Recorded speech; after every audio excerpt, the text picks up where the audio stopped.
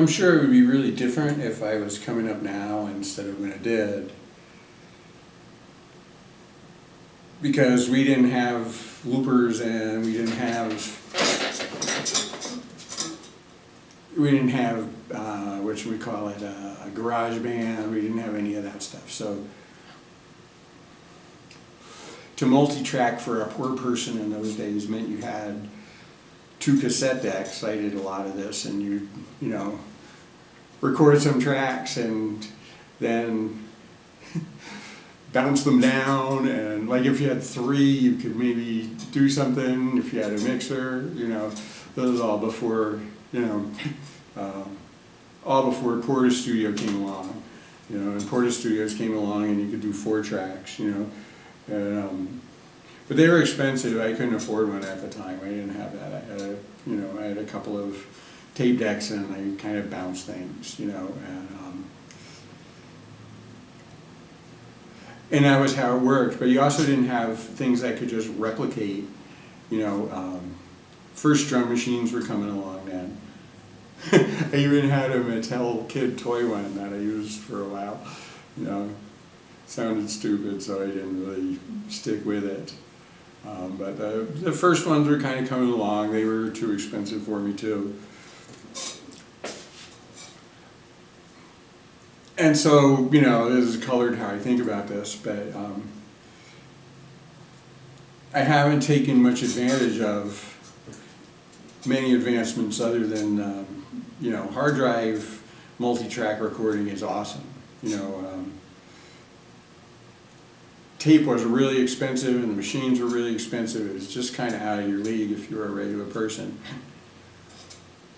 And when digital recording and multi-track came along, yeah, that was really awesome. That was the first time I ever really got to do that, you know. The thing with the bouncing stuff with cassette decks, like you never got to remix, you know, that was done and done kind of. And with more hiss loaded every air and more loss, you know.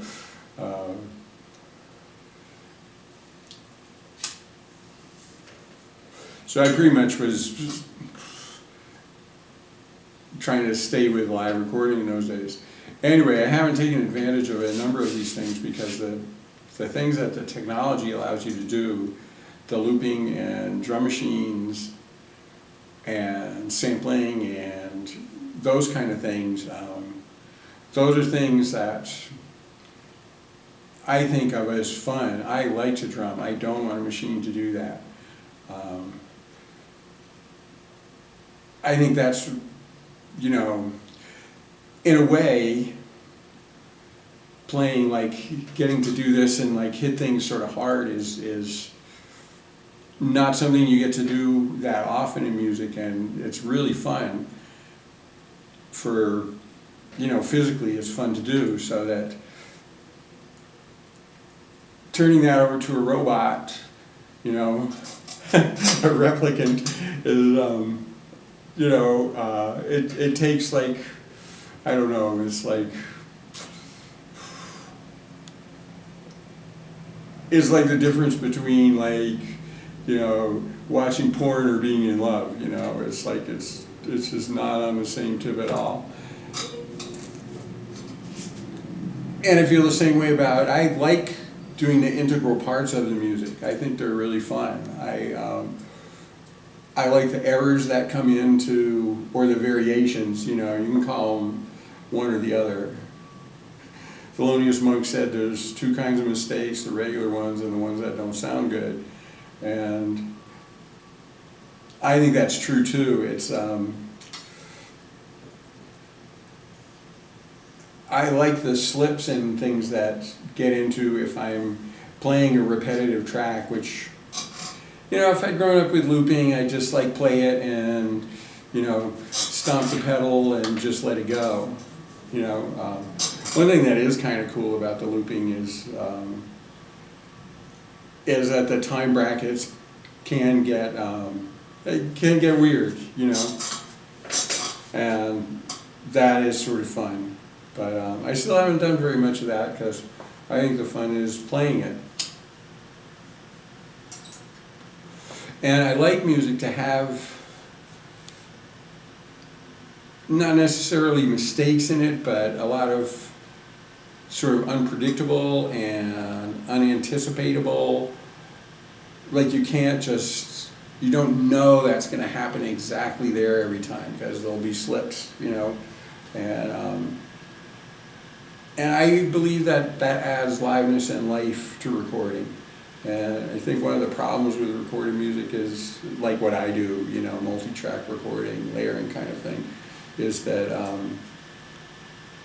it loses a lot of its immediacy, its liveness, because you already know, you know, and you know, if you're just improvising, playing freely, you have no idea what's going to happen next. And so it's a compromise.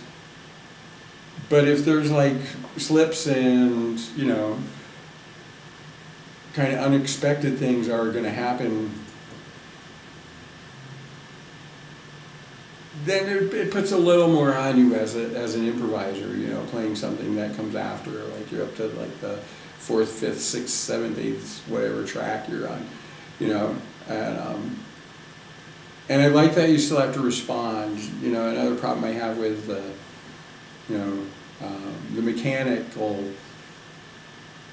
things, a loop or a drum machine or something like that, is that nothing unexpected is coming from there. It's just going to do what you told it to do. And that just, you know, I don't know. If I'd had that when I was a kid, I would have developed probably a whole different train of thought, you know. So I'm not trying to make a point like that's shitty and what I do is good or something like that. That's not where I'm trying to get at with this. It is like, I like things about my approach and method that I wouldn't be able to do in a more technology-based one. I want to get as much of the music to have playing in it as possible. I think that's the fun of making music for me, is to actually be making the sounds and actually getting them where they go and that kind of thing.